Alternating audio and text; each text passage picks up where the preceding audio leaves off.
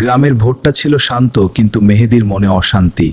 সে বড় হতে চায়, কিন্তু ভুলে যাচ্ছে বড় হওয়ার আগে ছোট দায়িত্বগুলো পালন করতে হয়।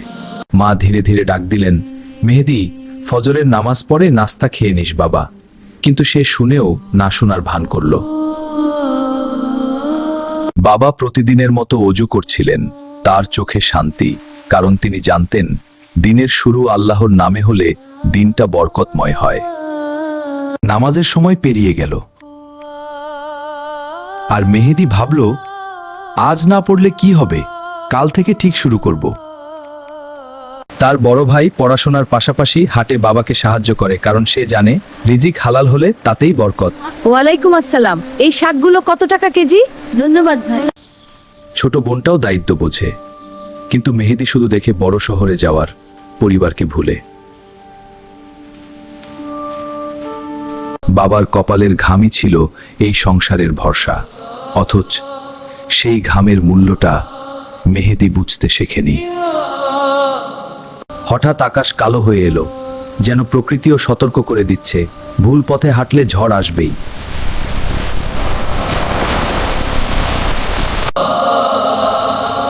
মাটিতে পড়ে গিয়ে সে প্রথমবার অনুভব করল, যে মাটিকে তুচ্ছ ভাবছিল সেই মাটিই তাকে ধরে রেখেছে। বাবা, আঘাত পেয়েছিস?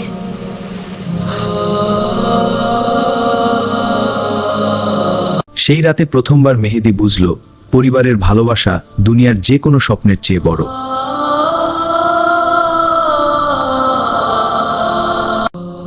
সে ভাবতে লাগলো, যদি একদিন মা বাবা না থাকে, তখন কি এই অবহেলার জন্য আফসোসে পড়তে হবে?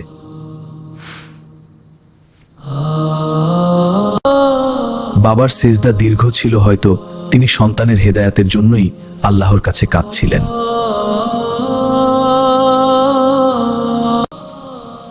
আজ প্রথমবার সে বাবার পাশে দাঁড়ালো নামাজে। তার বুকটা হালকা লাগছিল। যে সন্তান মা বাবার দোয়া নিয়ে চললে তার পথ কখনো অন্ধকারে হারিয়ে যায় না।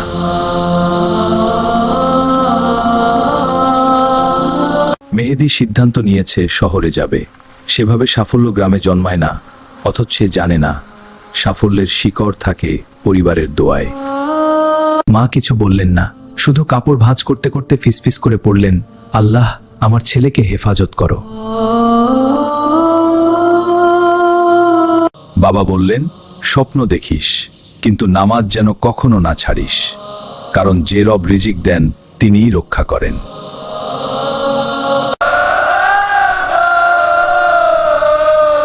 বাসটা চলতে শুরু করলো, আর গ্রামের ধুলোর সাথে মিশে গেল মায়ের চোখের পানি। শহরের আলো ঝলমলে, কিন্তু এই আলোয় মায়ের আঁচলের ছায়া নেই।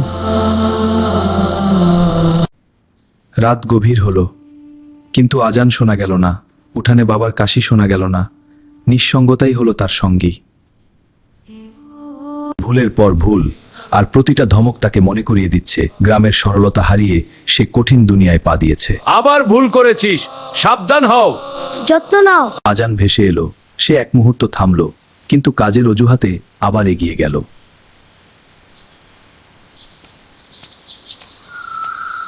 গ্রামে বাবা জ্বরে পড়ে আছেন, কিন্তু মেহেদী ব্যস্ত শহরের শব্দে এই খবর এখনো তার কানে পৌঁছায়নি।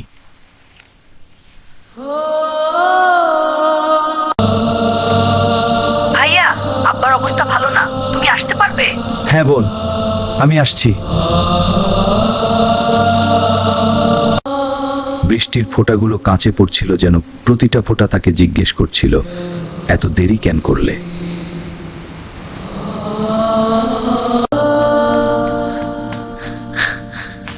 বাড়ির উঠানটা আজ অদ্ভুত নীরব, যেন সময় নিজেও থমকে গেছে। বাবা, দুনিয়া বড় না, আল্লাহ বড়, এটা ভুলিস না।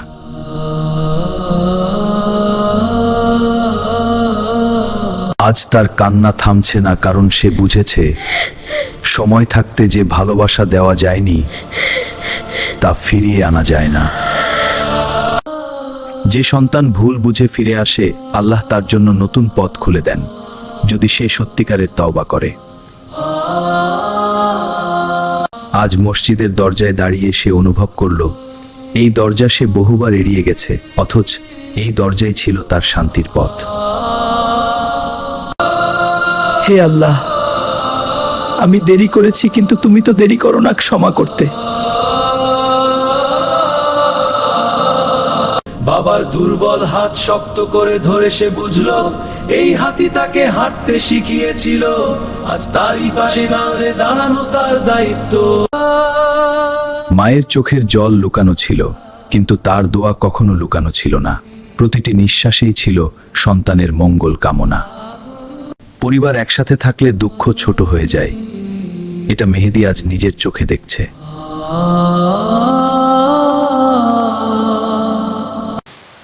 সে ভাবল, শহরের বড় স্বপ্নের চেয়ে এই ছোট গ্রামটাই বেশি বড়, কারণ এখানে ভালোবাসা আছে, দোয়া আছে।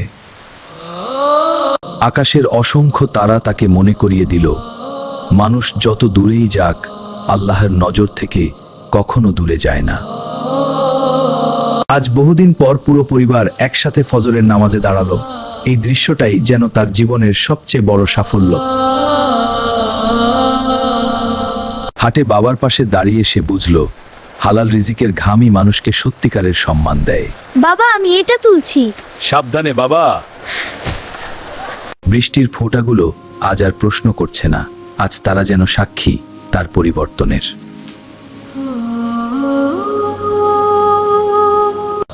যে আজান একসময় তাকে ডাকলেও সে ফিরত না, আজ সেই ডাকই তার হৃদয়ের সবচেয়ে প্রিয় শব্দ।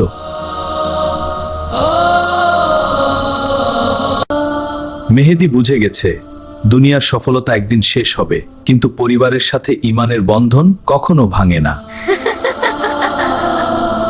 তার হৃদয়ে এখন নতুন আলো জ্বলে, কারণ সে পথ খুঁজে পেয়েছে কোরআনের আয়াতে। যে ঘরে নামাজ থাকে, যে ঘরে মা বাবার দোয়া থাকে, সেই ঘর কখনো ভেঙে পড়ে না। স্বপ্ন দেখো, বড় হও, কিন্তু মা বাবার দোয়া আর আল্লাহের পথে চলা ছাড়া কোনো সাফল্যপূর্ণ নয়।